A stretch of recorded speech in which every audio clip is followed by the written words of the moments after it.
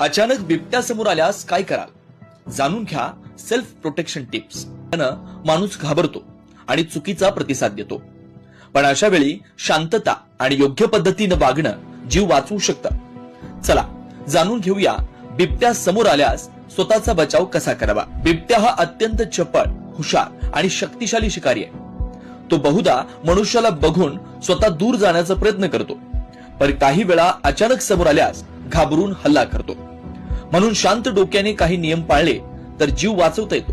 मोठा आवाज किंवा धावाधाव केल्यास बिबट्या तुम्हाला शिकार समजतो.